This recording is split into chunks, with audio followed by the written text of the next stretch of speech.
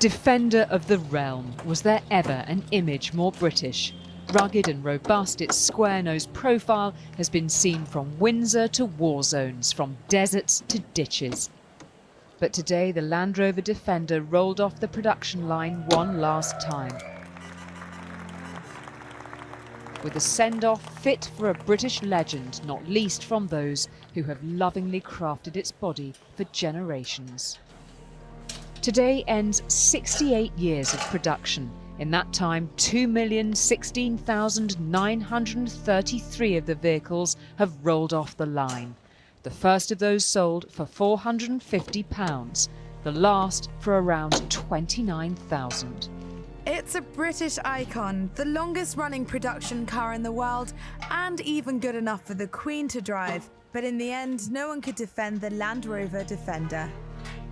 The last of its kind has rolled off the production line, ending the 4x4's 67-year legacy, after Jaguar Land Rover recognised that it just wouldn't meet plans to enforce new harsher measures for car emissions by 2020.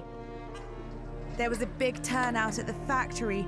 Crowds of staff and media rallied around for the final hurrah. I love the Land Rover Defender. I've had loads and loads of them, and when I sold my last one, my children wept, and they've never quite forgiven me. And I'd have another one in a heartbeat. And it's such a shame that the EU mean that we can no longer make and produce this British industrial icon. The manufacturer has reassured that a replacement model is being developed. But for now, all 700 employees who worked on the vehicle were invited to bid a final farewell. Jubilant cheers were mixed with nostalgia as the Defender rolled away after a commendable almost 70 years of production. So the fondest of farewells, but there is life in the big beast yet. Ladies and gentlemen, here she is. With nearly 70% of the Land Rover Defenders still on the road, happily it's a long time before we'll lose them from our landscapes forever.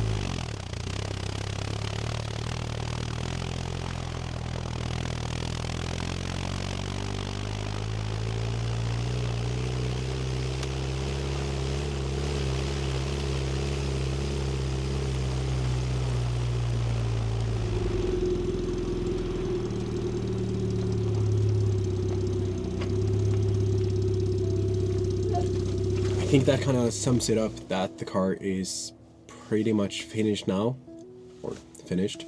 At least it's going to be a rolling project from now on, and within the next 30 days or so I will be starting to travel again with this car full time. And I don't think you really understand how this project came to be, because I wasn't planning to fully restore a car. I was planning to pick up this car, drive it across the country and change out some bearings and gaskets and maybe paint the car, like really a half-assed job, and then put it back together and have it as a rolling project full times while traveling. But the more I took off the car, and every time I took something off, I just realized everything needs to be replaced or repaired, restored, or whatnot. And instead of spending about 3-4 months doing that, tops, I've now ended up spending a year plus that. But I haven't been working actively on the car for that long. Every time I've dismantled something, I've realized, oh, I need this tiny bit and I need to order it from the UK or somewhere else. And this has kind of been my workflow. Dismantle something, figure out how it works, and then order what I need, because I didn't really want to just throw money at the car. I've also done my best to restore everything that could be restored, because it is a 51-year-old car, and I think it kind of holds character if there's more original parts than not.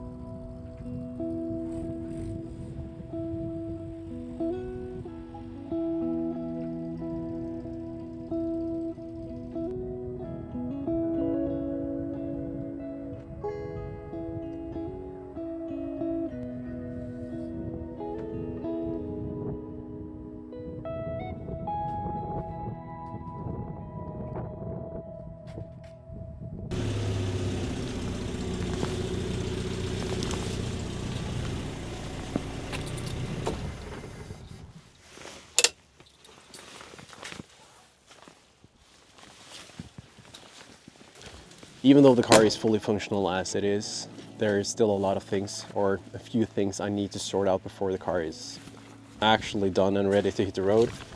For example, the car does have wipers, but the same switch also has a push function to use the washers.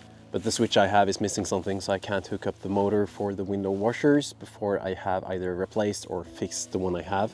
So that's one thing, and I'm also waiting for a package from the Netherlands with internal door locks for these door handles, making it possible to lock the car whilst I'm in bed. I'm also waiting for the extended loom for the 2 spots on the roof, because instead of having any wire clutter going up front here, I've routed the power to them through the chassis, and I will have the cable together with the wires from the solar panel, which isn't connected yet, but that's a 190 watt solar panel. Along with a bunch of these small things, I need to make a bed inside of the car, because I'm not sleeping on the roof because it's windy, wet, cold, loud because of the wind. And it's also a lot of weight up on the roof instead of having it down in the middle of the car, basically down at the bottom of the car. Especially with a car like this on leaf springs, which isn't really the most technical and advanced suspension in the world. And you might wonder about the bed in this, because I'm about 185, and the entire car from the back of the rear lamp to the front bumper, that's 3.6 meters. And from the back of the car to this, which is behind the seats, that is less than half of that. So for me to be able to sleep inside of the car, I need something which is extendable or fold out or something I can move. So I will have a bed platform at this height, and on top of that I will have a half bed, and I will be able to fold down the passenger seats, and I will have another plate which I will move, filling in the empty room behind the seats towards the dash, making the bed 2 meters. Among other things, I'm missing a reverse light, but I haven't decided if I'm going to run the actual functional reverse light from Lucas, which is what I originally had here, but it was rusted away. Or if I'm going to have something on a switch inside of the car that I will turn on manually if I need to use it. Because then I could have like a big floodlight or something. When it comes to all of the mechanical on the car now, I'm pretty confident that I will be able to make the car run for as long as I feel like, because I have done everything at least once before, and I know what tools I need, and I also know what kind of parts I need. And that's also one of the reasons why the car isn't really upgraded or modified in any way. It's pretty much stock, because I can use original wire drawings, wire diagrams. I can use those. I can use the workshop manuals. I can ask people for advice online. If I had made a lot of changes to how the original car is, that would be kind of a nightmare if I got stranded on a dirt road in the middle of the highlands. So that's the thought behind that. And to be fair, in a car like this, having the original 2.25 is kind of the whole charm. At least I feel like it is, because it's old, it's loud, it's not really fast, but it has plenty enough torque, and it's not guzzling fuel. It's not it's not good, but it's not guzzling fuel like a lot of engines would from the same era. And it's really easy to work on. This is the first time I've ever worked on an engine. This is also the first time I've taken an engine out of a car and blah blah blah, the whole ordeal. But I've taken the engine and the gearbox apart, which combined is several hundred parts, and I've put them back together again, and it's a functioning car, which is kind of fun, at least for now. There is also a few things I've done more than just the one time doing the rebuild, because I took off the front prop shaft again because I wanted to replace it with new UJ joints, because I had some play in one of them. But the annoying thing is the entire car is now put back together and I can't drive it back into the garage, so I need to do stuff outside now on gravel like normal people. Oh, it's full of dirt. Oh well, I chose this life. But in all seriousness, working underneath this car, compared to every other car I've ever owned, is not really problematic, because you don't need to jack it up to get underneath the car. So if you park on a parking lot, for example, whilst traveling, you can park on any parking lot with pavement outside and lay underneath the car and do a full service without really getting too dirty. The thing with this car is it's perfectly fine to drive without that prop shaft, because essentially it's a rear wheel drive that has the option to pull into four-wheel drive when you need so. So when you are in high range, you are constantly rear wheel drive unless you press in the yellow lever inside of the car, and then you have high range 4x4. And at the same time, if you go into low range, it's constantly 4x4. And when you pull back into high range, it's back to rear wheel drive again. And since all of the snow has now dried up, it's kind of hard to show you that, but there is some snow here that I can show you at least. The car driving up a little hill in high range, four-wheel drive.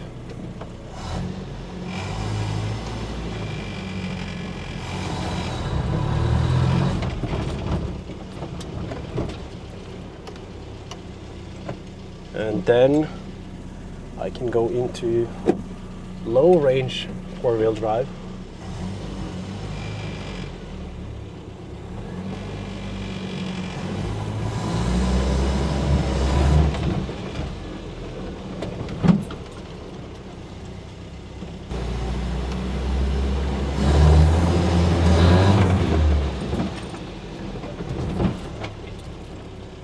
And before I actually start to travel with this, I need to sort out some small details, all of which isn't really that interesting to talk about, but for one thing, I do need to fix the locks for the sliding windows at the back. I need to fix one of these air flaps in the roof. I need to fix the bed platform obviously and all of those things, but all of the things I need to sort now is not really projects worth filming. It's just small minor things, and then I'm ready to start using the car.